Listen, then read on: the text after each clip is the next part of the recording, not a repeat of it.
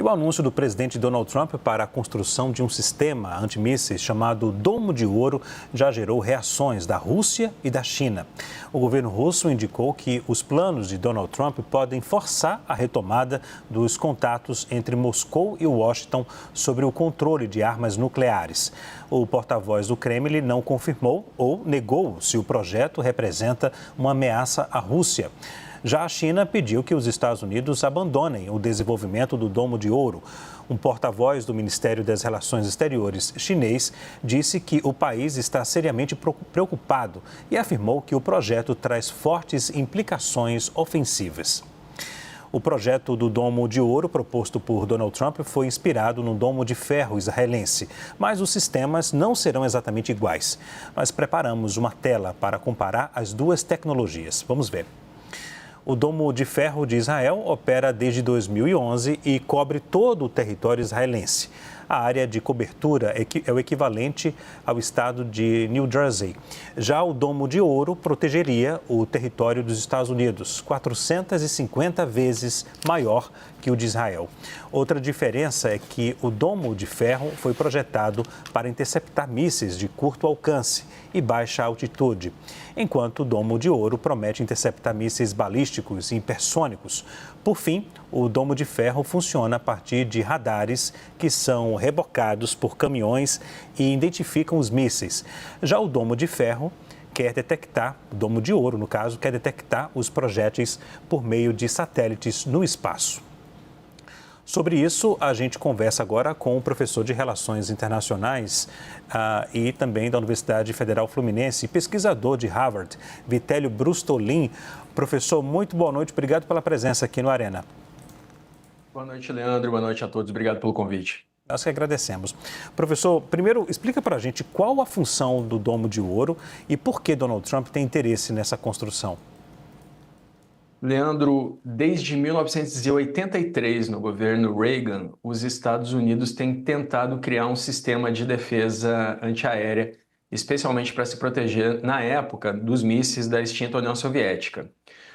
Os Estados Unidos, durante esse período, esses quase mais de 40 anos, na verdade, gastaram mais de 200 bilhões de dólares nesse sistema que acabou não dando em nada, não foi criado um sistema e hoje os países precisam confiar na estratégia da Guerra Fria de destruição mútua assegurada, ou seja, os Estados Unidos hoje conseguiriam se defender de um ataque de um país pequeno como a Coreia do Norte, mas não conseguiriam se defender de um ataque de um país como a Rússia, que tem 6.000 ogivas nucleares.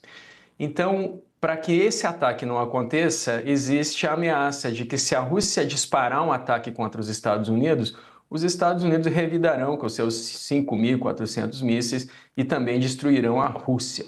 Essa estratégia deixa muita gente com medo, porque você depende da confiança de que não será atacado.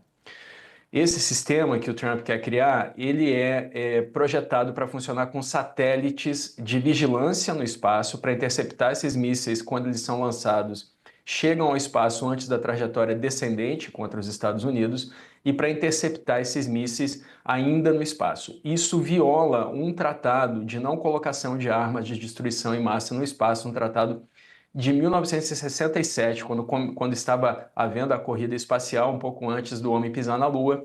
E é por isso que tanto a Rússia quanto a China estão reclamando, além do fato de que os Estados Unidos terem esse tipo de defesa fará com que os dois, tanto a Rússia quanto a China, tenham que produzir algo parecido ou tenham que produzir armas mais ofensivas para poder dissuadir qualquer ataque preventivo dos Estados Unidos, Leandro. Agora, professor, me corrija se eu estiver errado. Primeiro, se é viável, já que, como eu falei agora há pouco, logo no início, o tamanho dos Estados Unidos é um tamanho muito grande em comparação com Israel, né? E, pelo menos em Israel, eu vi alguns relatos de que o sistema do Domo de Ferro, que é essa proteção, né, que aqui está o Israel, chega um míssil na hora, ele já consegue interceptar e explodir lá. Eu vi algumas informações que o sistema não é 100%, né? Acontece às vezes de cair algum míssil naquela região, mas uma região que não seja habitada lá em Israel. Em comparação com os Estados Unidos, o tamanho, né, do país, dos Estados Unidos, o tamanho é muito maior, né? É viável esse tipo de tecnologia, levando em conta que é um pouco diferente por causa da função de satélites? Leandro, em tese a tecnologia é viável. Seria necessário que os Estados Unidos contassem com a parceria do Canadá para poder ter mais margem de território, porque tem o Alasca ali em cima. Também seria importante que os Estados Unidos colocassem defesas em silos em terra na Groenlândia para evitar qualquer ataque de cima. Agora, é muito custoso e existem lacunas, porque os armamentos, os mísseis balísticos intercontinentais, eles estão cada vez mais poderosos e cada vez com alcance maior.